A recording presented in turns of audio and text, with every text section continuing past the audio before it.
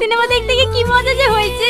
কি রে, আজ সকাল থেকে দেখছি তোর মুড অফ, ক্লাসে মন খারাপ করে বসছিলি, কি হয়েছে রে? ও কিছু না, নিশ্চয় টনির কথা ভাবছিলি। না রে, আজ মহেশ বাবু এসেছে, 2 মাসের মধ্যে টাকাটা শোধ করতে না পারলে বাধ্য হয়ে ওকে বিয়ে করতে হবে। বিয়েটা শর্তা নাকি? ওই বুড়ো ভামকে কে বিয়ে করবে? আচ্ছা সালমা, চল টনিদের বাড়ি যাই। দারোয়ানের কাছ থেকে যদি কোনো ঠিকানা পাওয়া যায়। আরে এত কি ভাবছি, চল তো। কাকা, টনি কবে বাড়ি ফিরবে আপনি কিছু জানেন? না রে মা। আচ্ছা কাকা, টনির ফোন নাম্বার জানেন? দেখো মা, ওর ফোন নাম্বার জানলে আমি তোমাকে দিতে পারবো না, কারণ এটা বড় সাহেবের অর্ডার। তোমরা এখন যাও, বড় সাহেব দেখলে আবার বকাবকি করবে। টনি আসলে আমি তোমাদেরকে খবর দেবো। সালমা, কি গো তুমি এত হাসছো কেন? আমার আব্বা আমাকে কলকাতা নিয়ে চলেছে। তুমি কবে ফিরবে? আমি কিচ্ছু জানি না। তুমি কলকাতায় গিয়ে আমাকে ভুলে যাবে না তো? এই কথা ছিল, আমি তোমাকে জীবনেও ভুলবো না। আমি যাই যদি বাড়ি আসি তোমার কাছে ছুটে যাব। হ্যাঁ আমি যাই। এই দেখো মা, লাড়ু বানিয়েছি, আমি তোমার জন্য নিয়ে এসেছি, নাও খাও। আগে তুমি খাও। এই বদমাইশ, আমি তোকে খুঁজে বেড়াচ্ছি আর তুই ছোট মেয়েকে লাড়ু খাওয়াচ্ছিস। চল এখান থেকে। আমি সালমাকে দেবো, আব্বু তুমি আমাকে ছেড়ে দাও। এই চল।